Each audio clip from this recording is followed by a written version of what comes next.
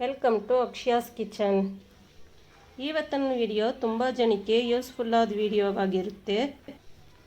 Regular ಆಗಿ ನಾವು ನಮ್ಮ ಮನೆಯಲ್ಲಿ ಉದ್ದಿನಬೇಳೆ ಸಪ್ರೇಟು, ಅಕ್ಕಿ ಸಪ್ರೇಟು ರುಬ್ಬೋದು.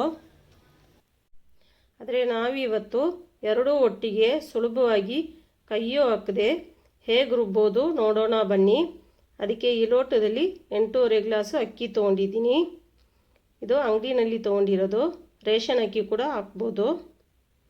8.5 ಗ್ಲಾಸ್ಗೆ 1.5 ಗ್ಲಾಸು ಉದ್ದಿನಬೇಳೆ ತೊಗೊಂಡಿದ್ದೀನಿ. ಈಗ ಇದರಲ್ಲಿ 2 ಸ್ಪೂನು ಮೆಂತ್ಯ ಹಾಕ್ಕೊಳ್ಳೋಣ.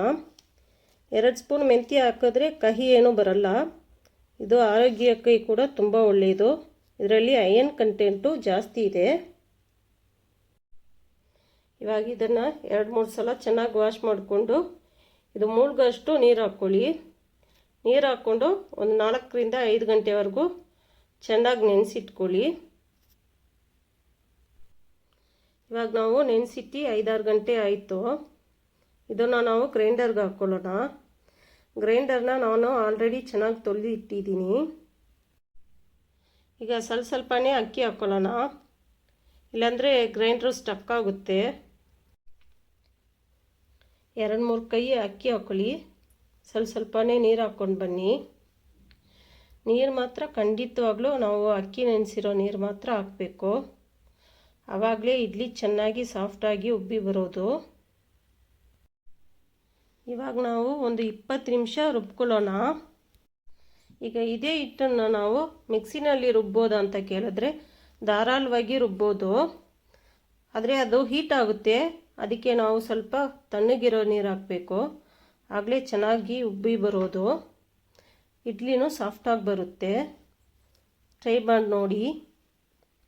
ಇವಾಗ 20 ನಿಮಿಷ ಆಯಿತು. ಇವಾಗ ಇದರಲ್ಲಿ ನಾವು ಕಲ್ಲುಪ್ಪು ಹಾಕ್ಕೊಳ್ಳೋಣ. ಉಪ್ಪು ಹಾಕಿ ಒಂದು 10 ನಿಮಿಷ ಗ್ರೈಂಡ್ ಮಾಡಬೇಕು. ಈಗ ಇದನ್ನು ರವೆ ಥರ ರುಬ್ಬಬೇಕು ಅಂತ ಏನೂ ಇಲ್ಲ, ಚೆನ್ನಾಗಿ ನೈಸಾಗಿ ರುಬ್ಕೊಳ್ಳಿ.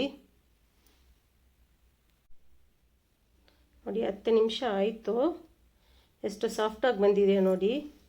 ಈಗ ನಾನು ಗ್ರೈಂಡ್ರ್ ಆಫ್ ಮಾಡಿಕೊಂಡು ಆ ಕಲ್ಲನ್ನು ತೆಗೆದು ಒಂದು ಪ್ಲೇಟಲ್ಲಿ ಇಟ್ಕೊಂಡು ಆ ಹಿಟ್ಟನ್ನೆಲ್ಲ ಪ್ಲೇಟ್ಗೆ ಕಲೆಕ್ಟ್ ಮಾಡ್ಕೊತೀನಿ.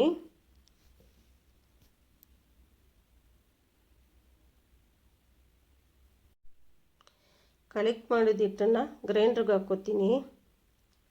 ಇವಾಗ ಈ ಹಿಟ್ಟನ್ನು ಒಂದು ಪಾತ್ರೆಗೆ ಚೇಂಜ್ ಮಾಡ್ಕೊಳ್ಳೋಣ. ಕೈ ಹಾಕದೆ ಒಂದು ವಾರಕ್ಕಾಗೋಷ್ಟು ಹಿಟ್ಟನ್ನು ರೆಡಿ ಮಾಡಾಯಿತು.